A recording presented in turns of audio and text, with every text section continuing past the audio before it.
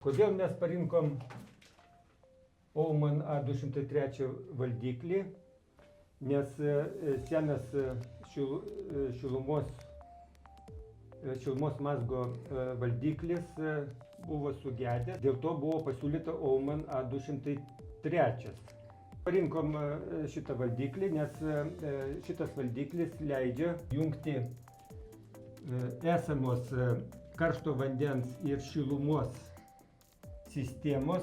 Tai vadinasi, gyventojai sutaupo lėšas, kurios reikėtų keisti ne tik valdiklį, bet ir šilumos ir karšto vandens reguliavimo pavarą. Mes pasirinkom iš karto valdiklį kartu su skydu, leido labai greitai sumontuoti Ouman A203 valdiklį ir pajungti prie esamos pavarų. Ir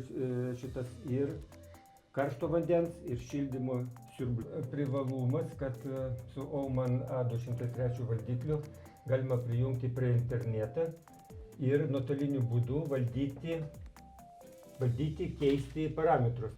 Rinksimės ir toliau.